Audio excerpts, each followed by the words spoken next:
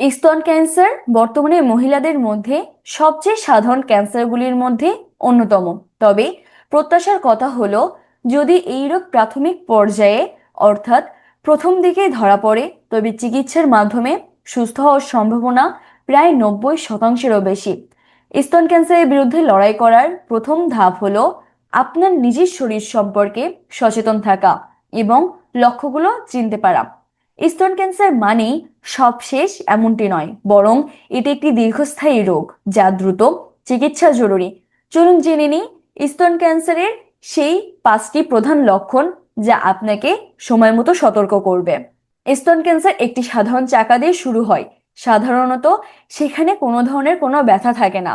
এমন কিছু লক্ষণ আছে যেগুলো দেখলেই আপনি বুঝতে পারবেন আপনার স্তন ক্যান্সার হয়েছে। তো চলুন জেনে নিই এমন 5টি লক্ষণ যা দেখলে আপনার দ্রুত সতর্ক হওয়া উচিত। নাম্বার 1, পিণ্ড বা চাকা। স্তনের ভেতরে বা বগলের নিচে একটি শক্ত পিণ্ড বা চাকা তৈরি হয় এবং এখানে কোনো ধরনের কোনো ব্যথা হয় না। এই পিণ্ডটি সহজে নড়াচড়া করে না, বরং একটি জায়গায় স্থির থাকে। এটি স্তন ক্যান্সারের সব থেকে সাধারণ লক্ষণ।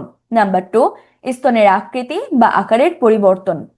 হঠাৎ করে একটি স্তন অন্যটির চেয়ে ছোট বা বড় হয়ে যাওয়া অথবা স্তনের স্বাভাবিক আকৃতিতে কোনো পরিবর্তন আসলে বুঝবেন এটি স্তন ক্যান্সারের একটি লক্ষণ।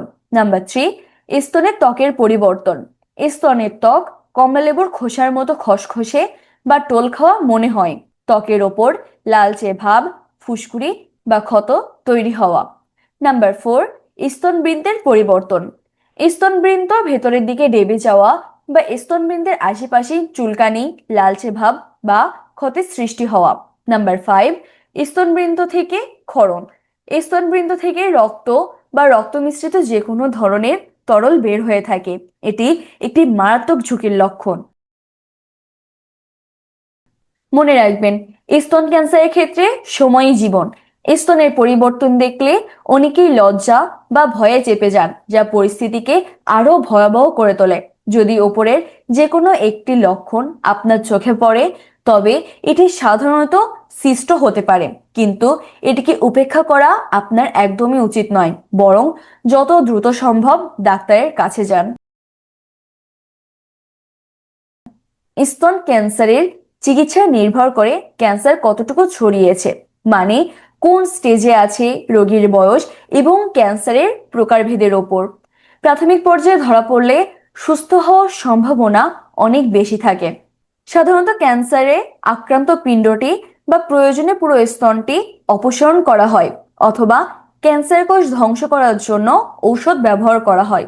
অনেক ক্ষেত্রে উচ্চ শক্তির রশ্মি ব্যবহার করে নির্দিষ্ট স্থানে থাকা ক্যান্সার কোষ ধ্বংস করা হয়। তাছাড়াও কিছু ক্যান্সার হরমোনের সাহায্যে বৃদ্ধি পেতে থাকে, সেই ক্ষেত্রে এই থেরাপি ব্যবহার করা হয়। স্তন ক্যান্সার থেকে বাঁচতে সচেতনতাই একমাত্র পথ। কিছু অভ্যাস আছে যা আপনার দৈনন্দিন জীবনে মেনে চলা উচিত। মাসিক স্ব-পরীক্ষা, অর্থাৎ প্রতি মাসে নির্দিষ্ট সময়ে নিজের স্তন নিজে পরীক্ষা করুন। যে কোনো অস্বাভাবিক পরিবর্তন দেখলে দ্রুত চিহ্নিত করতে পারবেন।